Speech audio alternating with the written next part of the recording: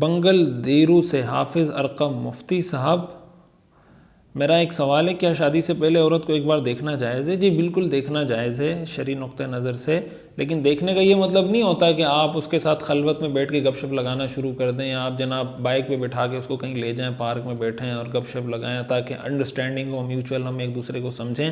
ایک دوسرے کو شادی سے پہلے آپ جتنی بھی سمجھنے کی کوشش کر لیں، آپ سمجھ ہی نہیں سکتے، یہ نفسیات کی فطرت کے خلاف ہے۔ شادی جب تک نہیں ہوئی بھی ہوتی، لڑکی آپ سے جس طریقے سے بات کر رہی ہوگی وہ بالکل الگ بات کرے گی، جب وہ آپ کی بیوی بن جائے گی وہ 1 سال بعد جب بات کرے گی بالکل الگ اسٹائل ہوگا، آپ کو سمجھ ہی نہیں آئے گی کہ یہ وہی لڑکی ہے جس سے 1 سال پہلے میں ملا تھا یا کوئی اور لڑکی ہے۔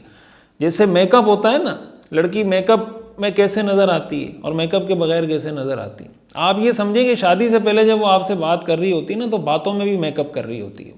اس کی جو باتیں ہوتی ہیں وہ ڈیکوریٹڈ ہوتی ہیں، اور شادی کے 1-2 سال بعد جو بات ہوتی ہے وہ بغیر میک اپ کے ہوتی ہے۔ تو بغیر میک اپ کے جب آپ کے سامنے باتیں آئیں گی تو آپ شادی سے پہلے جتنی بھی میوچل انڈرسٹینڈنگ کر لیں وہ کچھ فائدہ نہیں ہے اس کا،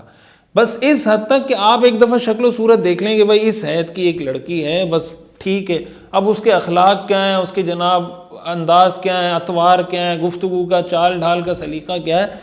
یہ تو آپ کو پتہ نہیں کب تک سمجھ آئے گا، اور جب سمجھ آئے گا تو آپ بھی بوڑھے ہو چکے ہوں گے اور وہ بھی۔ آج 50 سال کے لوگ آگے ہمیں کہہ رہے ہوتے ہیں مفتی صاحب 40 سال ہو گئے شادی کو، میری بیوی کو آج تک میرے مزاج کی سمجھ نہیں آئی۔ بیوی آگے کہہ رہی ہوتی 40 سال گزار دیے، ابھی بھی میرا شوہر کہتا ہے میرے اور تمہارے ستارے میچ نہیں کرتے۔ بھائی 40 سال گزار دیے، اب کیا ستارے میچ نہیں کر رہے بھائی تمہارے ایک دوسرے کے ساتھ؟ تو یہ جو ہم اس چکر میں پڑے ہوئے ہوتے ہیں نا کہ بس ایسی کوئی انڈرسٹینڈنگ ہو جائے، ایسا کوئی ایک دوسرے کو سمجھ جائیں کہ شادی کے بعد کوئی مسئلہ ہی نہ ہو، یہ بات ٹھیک نہیں ہے۔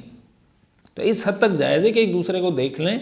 اور بس دیکھ کے سمجھ آیا تو ہاں کر لیں، سمجھ نہ آیا تو نہ کر دیں، لیکن اس سے آگے بڑھنا یہ ٹھیک نہیں ہے۔ محمد عابد فاروقی فیصل آباد سے پوچھتے ہیں مفتی صاحب ایک سوال، یہ یزید کا بیٹا معاویہ تھا یا نہیں، اس کی وضاحت فرما دیں حوالے کے ساتھ۔ جی بالکل تھا، آپ حوالہ تو آپ تاریخ کی جتنی بھی کتابیں آپ اٹھا کے دیکھ لیں اس میں آپ کو ملے گا،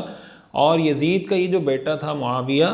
یہ بہت نیک اور بہت صالح، کچھ عرصے محدود مدت تک انہوں نے، آپ کو پتہ ہے اس زمانے میں حضرت عبداللہ بن زبیر رضی اللہ تعالیٰ عنہ کی خلافت قائم ہو چکی تھی، اور جمہور اہل سنت والجماعت کا مسلک یہ ہے کہ حضرت عبداللہ بن زبیر رضی اللہ تعالیٰ عنہ کی جو خلافت تھی وہ برحق تھی اور صحیح طور پہ قائم ہوئی تھی۔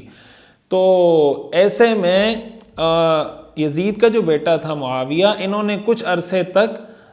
خلافت کرنے کے بعد استعفیٰ دے دیا، اور خلافت علی منہاج النبوہ جو رسول اللہ صلی اللہ علیہ وسلم کا طریقہ تھا، انہوں نے کسی کو متعین نہیں کیا معاویہ نے کہ میرے بعد فلاں خلیفہ ہوگا، انہوں نے شورا پر چھوڑ دیا کہ مسلمانوں کی شورا جو فیصلہ کرے گی اس کو خلیفہ بنا دیا۔ جب بعد میں چیزیں تبدیل ہو گئیں، آگے جو معاملات وہ ایک الگ چیز ہے،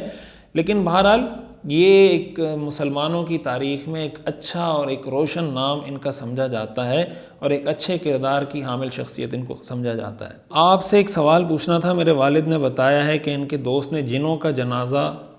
جنازے کا غسل دیا ہے، اس بات میں کتنی صداقت ہے، کیا یہ ممکن ہے؟ میرے خیال سے تو بظاہر یہ ممکن نہیں ہے، واللہ علم۔ بعض لوگ کچھ زیادہ ہی لمبی لمبی پھینک رہے ہوتے ہیں یا لمبی لمبی چھوڑ رہے ہوتے ہیں، تو بعض اوقات یہ ہوتا ہے نا کہ آپ کسی کی کسی بات پہ تھوڑی تعریف کر دیں کہ یار آپ نے یہ کام اچھا کیا، یا آپ نے ایسے کہا تھا ایسا ہو گیا، اور آپ ماشاءاللہ آپ کی فراست ہے اور جناب آپ کی دور اندیشی ہے، اور فلاں 2-3 باتیں آپ اس کو کہہ دیں، ویسے جھوٹ موٹ بھی کہہ دیں، تو اس نے پہلے ایک بات کی ہوگی، پھر 4 باتیں اور اپنی مومنانہ فراست سے وہ بتانا شروع کر دے گا، اور یہ بتانے کے لیے کہ میں کوئی بہت ہی پہنچی ہوئی سرکار ہوں۔ تو اس طرح کی باتیں، مطلب ہمیں تو تاریخ میں کہیں اس کا ذکر نہیں ملتا کہ کسی انسان نے کسی جن کا جنازہ، اس کو غسل دیا، اس کو جناب جنازہ پڑھایا ہو، ان صاحب نے کیا ہو، تو کوئی ایکسٹرا آرڈینری ان کے پاس کچھ طاقتیں ہوں یا کچھ الگ تعلقات ہوں تو میں کچھ نہیں کہہ سکتا، واللہ عالم۔ ہم کیا کہہ سکتے ہیں، ان کو پتہ ہوگا وہ کہہ رہے ہیں سچ کہہ رہے ہیں جھوٹ کہہ رہے ہیں۔ مفتی صاحب سمیر اعظم گڑھ سے، صبح صادق سے لے کر طلوع آفتاب تک